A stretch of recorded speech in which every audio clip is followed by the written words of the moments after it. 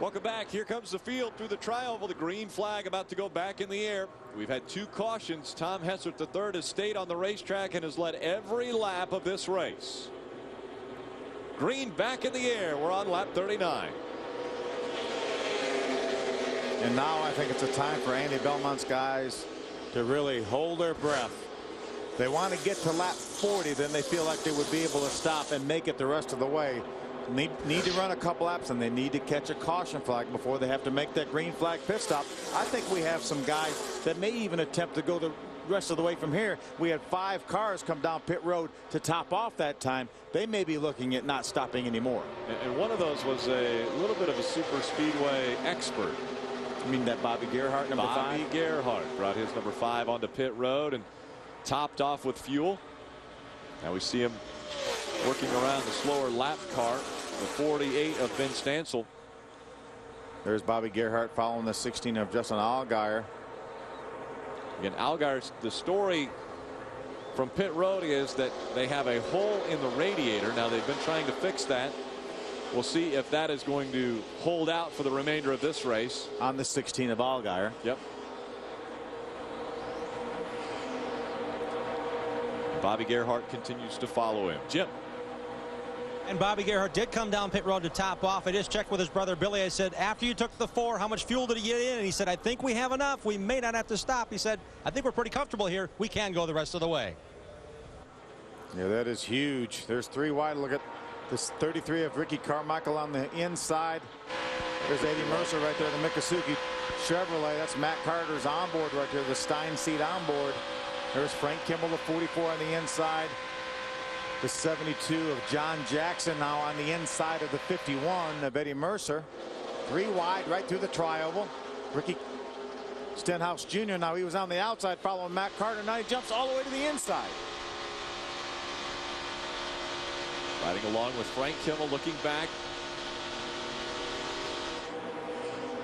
There's Ricky Stenhouse Jr. in the 99. Scott Speed, our point leader, right behind Ricky Stenhouse Jr. Just keeping them in sight. We think that's what Eddie Sharp told him before the race. Keep that 99 in sight. Let's get to Toledo and let's win this championship. Well, he's done a good job of that. I don't think they've ever been separated by a car, have they? No, they have been nose to tail. This race up to this point, we've completed 40 laps. Matt Carter currently running 11th. You see Justin Allgaier off to his back. Eddie Mercer there in the 51 going through the middle. See a little bit of damage on that 51 car for Eddie Mercer. Got that earlier incident when Brian Scott blew that tire out. If they were thinking 50 to 55 laps, Phil, and you said some of them might be able to go farther, then we run all those yellows. What do you think is the maximum number of laps for the number 1 car? I think maybe 60, 62, something like that. So I think he's definitely within about 20 laps, Kenny, of making a pit stop. Right. Hey, Ray Dunlap, you've got a guy down there that I'm sure doesn't want to be talking to you right now. Yeah, he didn't want to make a pit stop in the garage. That's James Boucher. And great run. You got the pole today. Fantastic car, but it didn't last very long. What happened? Well, don't want to take the green flag for the initial start. Went from 2nd to 3rd gear and lost 3rd gear and lost a bunch of spots. And next caution was trying to figure out what gears we had. All we had was 4th gear, so we knew whenever we came to pit we were going to be in a lot of trouble to get off pit road, and we ended up burning the clutch up on the road. So it's just really unfortunate. We know we had a really fast car. We're really fast leading in the draft yesterday in practice, and I don't know. It's a shame we didn't get to get out front and lead and go for the win. All right. Sorry to see you in the garage. James Boucher done for the day. You know, we're just about to have about every car on the racetrack. You see Ricky Stenhouse Jr. go to the outside. It looked like the 30 of Terry Jones might have got a little bit of a nudge from the 15 of Joey Logano, but we're just about to have every car on the racetrack just about in this lead draft. Yeah, it's it's going to get stressful here in a minute. Ricky Stenhouse Jr. checked up and went out into the 2nd lane, and we haven't seen the 2 follow him. So right now it looks like Ricky Stenhouse Jr. is on his own out there until that 2nd pack might be able to catch him up there in the 2nd lane. I don't know if he just drove up there or if he got knocked up there. Maybe a little help, but it was the 2 that was behind him, so it would have had to been the 2 that would have moved him up. And now we see Scott Speed making the move. trying to go by Ricky Stenhouse Jr. It's our championship battle right there. The 2 of Scott Speed, the 99 of Ricky Stenhouse. Terry Jones is going to follow the 2 of Scott Speed. Joey Logano, the 15. Matt Carter, the 46, is behind Joey Logano. Now Ricky Stenhouse has a little help on the outside. Jeremy Clements, the 3 cars behind him. Justin Allgaier, Bobby Gerhart, the Lucas Oil, number 5. Got a little help on the outside, Kenny. Those are, and he's got good help there. Those are good cars and some experienced drivers lined up behind him there to maybe make something happen. Did you see Logano make the pass on the inside? Terry Jones? Yeah, there's hardly any room to get by on the inside. Everybody's riding along against the yellow line, but somehow Joey Logano found a little bit of an opening and was able to get by that 30 of Terry Jones. Now Joey Logano will tuck up behind the 2 of Scott Speed. So far, it doesn't look like the outside line is the place to be, Kenny. They're not really advancing very much. No, it's well, you know, the problem I got is that it's all good cars on the inside lane too. So if there's more cars on the inside lane plus the shorter distance, it's going to be extremely hard. We see Ricky Stenhouse Jr. up in the second line, and he's leading that pack. We got the 16 of Justin Allgaier back there, the 3rd car on the outside line. Jeremy Clements in the 3. See Ricky still on the outside there. Bill Baird there in 4th spot and Ricky Carmichael behind him.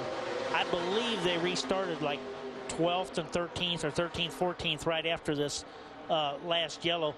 And they just stayed in line, committed to one another, and then they've worked themselves up to 4th and 5th. Yeah, there were 9 cars that stayed on the racetrack, did not come down pit road.